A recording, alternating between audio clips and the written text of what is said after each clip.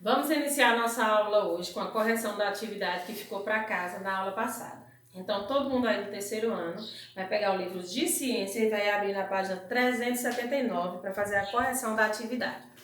379 foi uma das páginas que a gente mandou para casa na aula passada.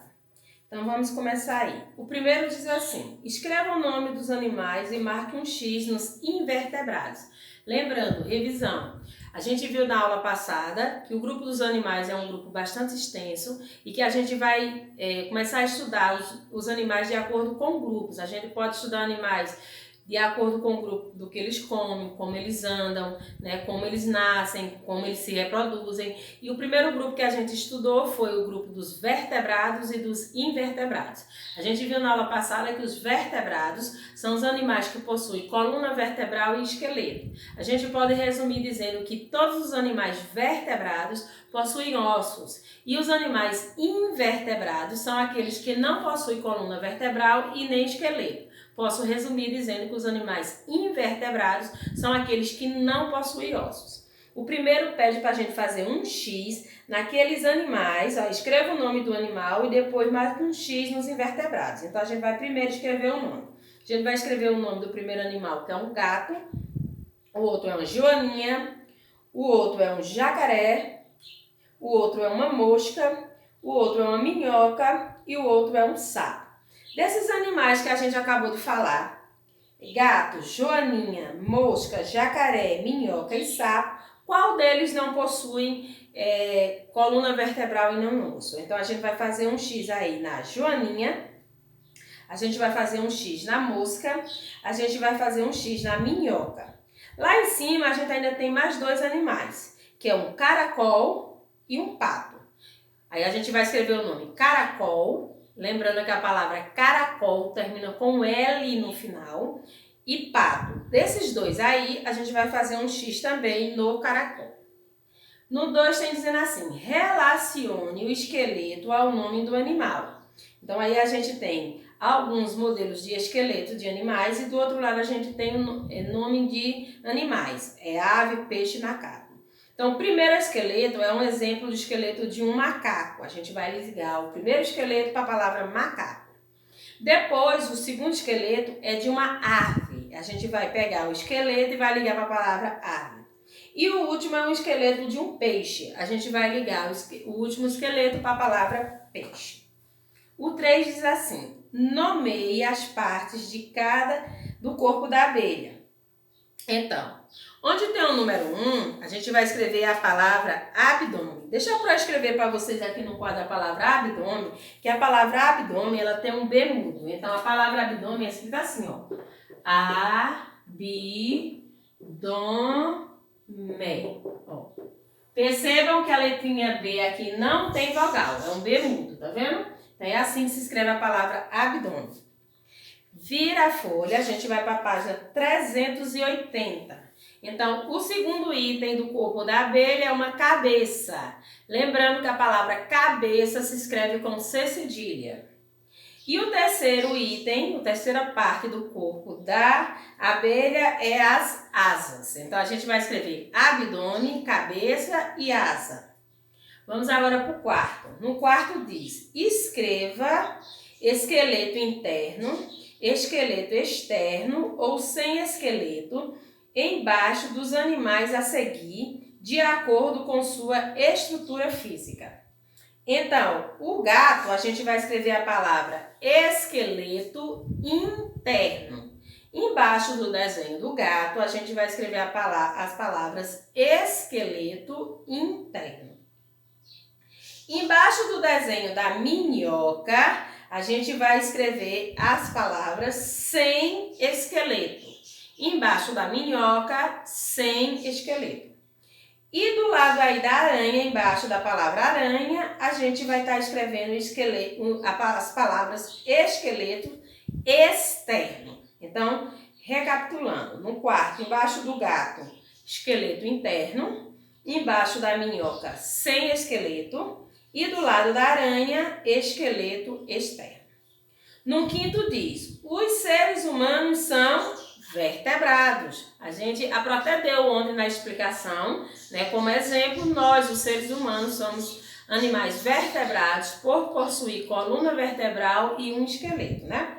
Então ele pergunta, por que os seres humanos são animais vertebrados? A gente vai escrever justamente isso. Pois possuem coluna vertebral e um esqueleto. No sexto diz, identifique os invertebrados das imagens a seguir. Então, esse primeiro invertebrado é uma barata, né?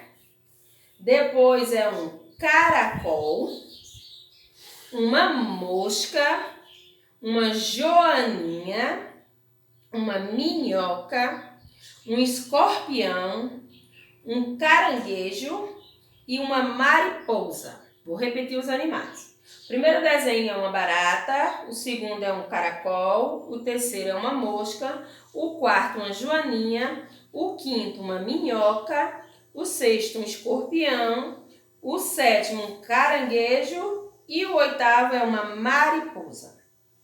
No 7 diz assim, liste os animais invertebrados que você conhece e com os quais você já teve contato. Então, cada um aí vai pensar quais os animais que não possuem ossos que vocês já viram, que vocês já tiveram contato, né?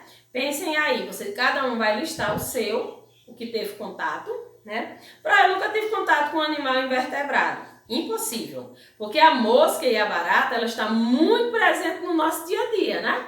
Então a gente pode até escrever esses dois exemplos, moscas e baratas, né? Pode ser que a gente não tenha tido contato com a joaninha, com o escorpião, né? Com a minhoca, mas pelo menos mosca e barata todo mundo já teve contato na vida. E é dois exemplos de animais invertebrados.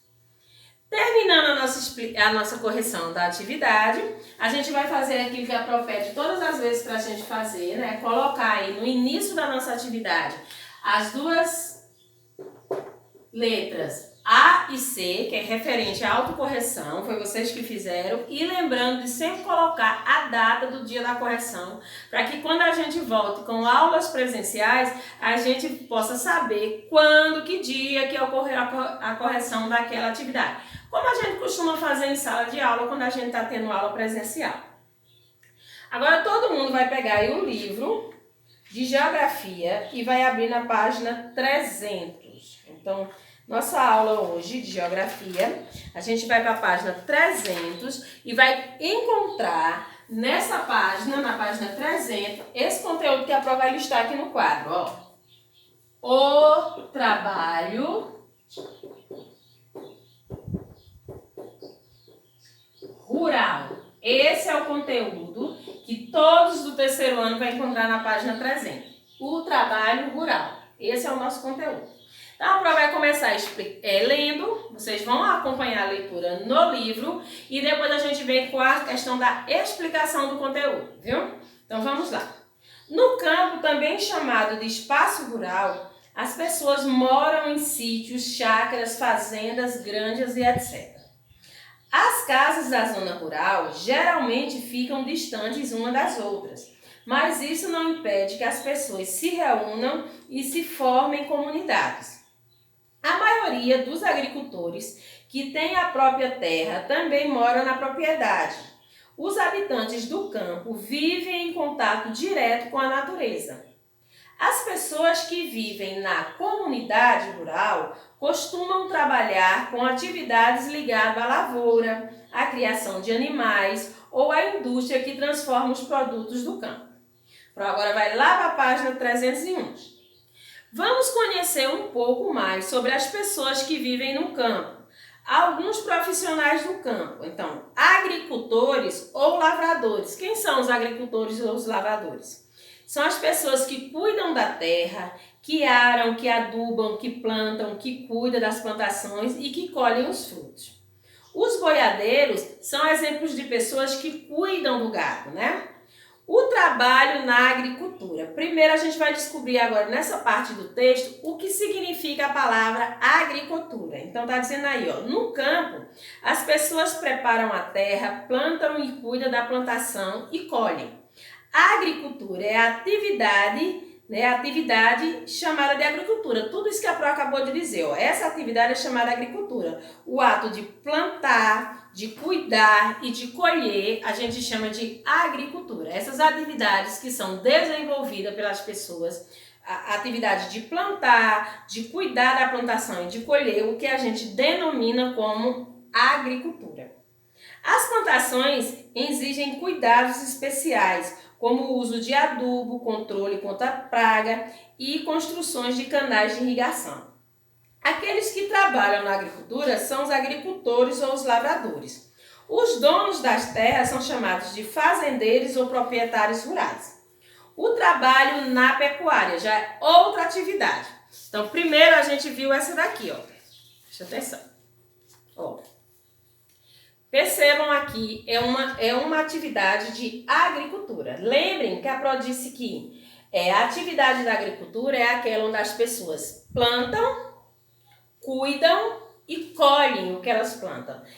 Toda essa atividade a gente pode visualizar aqui nessa gravura. A pessoa plantou, agora ela está cuidando e futuramente ela vai colher. Ela está praticando a atividade de agricultura.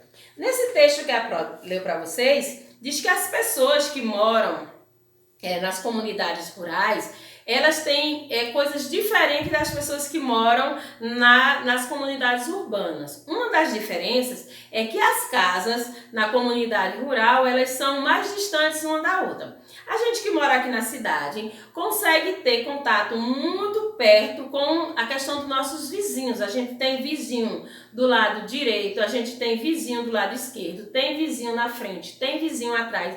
Isso não acontece com as pessoas que moram nas comunidades rurais. Por quê? Porque as propriedades são mais extensas e as casas são mais afastadas umas da outra. Isso não quer dizer que as pessoas não tenham comunicação entre si, que elas não se relacionem. Elas se relacionam, né? Mas não igual a gente aqui da cidade, que somos cercados de pessoas. A nossa casa é cercada de outras casas. Fala também que as pessoas que trabalham na agricultura são chamadas de agricultores ou lavradores. Quem trabalha na agricultura é o agricultor ou lavrador.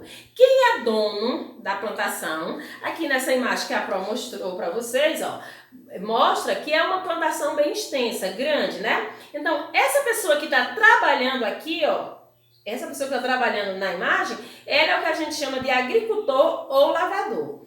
O dono deste lugar, o dono dessa plantação tão extensa, é o que a gente chama de fazendeiro. Então, quem é dono de uma grande extensão de terra, a gente não chama de agricultor, chama de fazendeiro. Apesar de que, a gente também pode dizer que o fazendeiro pode ser um agricultor, porque o dono daquela terra também pode trabalhar na terra. Mas quando a Pro está falando das funções, então, se ele trabalhar na terra, se ele naquele momento estiver trabalhando, ele está exercendo a função de agricultor. E isso também pode ser que ele seja o dono. Se ele também é o dono, ele também vai ser chamado de fazendeiro. Agora a Pro vai mostrar para vocês aí outra atividade que a gente vai dar início à leitura. É essa atividade aqui, ó. Percebam que aqui a gente tem um monte de animais, né? Então a gente aqui, a Pro está dando um exemplo, mostrando para vocês a atividade da pecuária. A gente agora vai descobrir o que é a pecuária. Então vamos continuar. Ó, os moradores do campo também trabalham na pecuária. A pecuária é a criação de animais como boi, cavalos, porcos e etc. Aqui a Pro está mostrando para você uma criação de gado, tá vendo? Então, essas pessoas que trabalham cuidando de animais, criando animais, elas trabalham na atividade da pecuária, viu? Ó, quem trabalha diretamente com os animais é chamado de peão, boiadeiro ou retireiro. Quem é dono, né? O dono desse monte de cabeça de gado aqui, essa pessoa que é dono das cabeças de gado, ela é chamada de pecuarista. Agora, as pessoas que cuidam dos animais, ele pode ser chamado de peão, de boiadeiro ou de retireiro. Outra atividade desenvolvida no campo é a criação de aves, como galinha, codorna, pato, peru e etc. Quando a gente tem uma criação de ave, a gente tem uma criação chamada avicultura, que é a criação de aves. Pode ser galinha, pode ser codorna, pode ser pato, pode ser peru, né? E assim, todas as criações de ave recebem o nome de avicultura. Virem a página, aí a gente vai para a página 302. E a prova vai dar início a outro tipo de trabalho do campo. Ó, aqui a prova está mostrando para vocês o quê? Uma indústria. O que a indústria tem a ver com o campo? Indústria não é coisa de cidade? Não, vejam bem. A indústria ela é muito interligada com o campo. Por quê? Porque a gente precisa das coisas que são plantadas no campo para transformar em alguns produtos que a gente compra muito no mercado e tem na nossa casa. Tipo, a gente tem extrato de tomate em casa, a gente tem ketchup em casa. Não existe um pé de ketchup nem um pé de extrato de tomate. Já pensaram nisso? Ninguém planta um pé de extrato de tomate, mas a gente planta a matéria-prima. O que é a matéria-prima? O produto que foi utilizado para a gente fazer o ketchup, que é o quê? O tomate. O tomate é plantado aonde?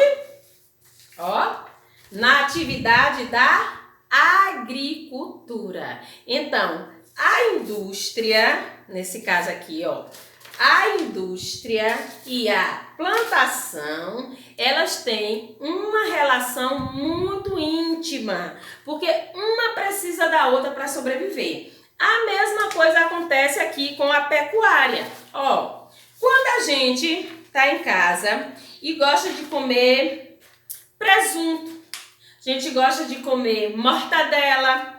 Existe aí, a gente faz uma criação. Vamos fazer aqui uma criação de mortadela.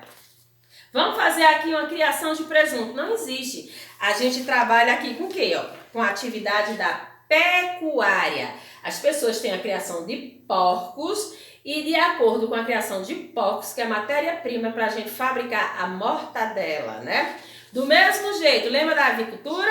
Né? A gente tem presunto de peito de peru. Então, a avicultura, peru é uma criação, né? E a gente vai precisar da matéria-prima, o peru, para a gente dar origem ao presunto. Então, a gente pode dizer que a indústria e a agricultura e a pecuária são muito interligadas. Então, vamos acompanhar aí a leitura sobre a questão de indústria com a prova. Ó. Muitos produtos do campo são utilizados para a fabricação de outros produtos, que se transformam em produtos industrializados. Há diversas indústrias instaladas nas áreas rurais. E o caso, por exemplo, das indústrias que produzem etanol, por exemplo. Vocês sabem o que é etanol? Etanol é álcool, viu? É um tipo de álcool utilizado para quê? Para abastecer os veículos, carros, motos, né? Então, o etanol é um álcool. Como que a gente fabrica álcool? A gente não faz uma plantação de álcool, a gente faz uma plantação de cana-de-açúcar. A cana-de-açúcar é que dá origem ao etanol, ao álcool, né? Então, a indústria, como a Pro já falou, e a agricultura e a pecuária, elas estão muito interligadas.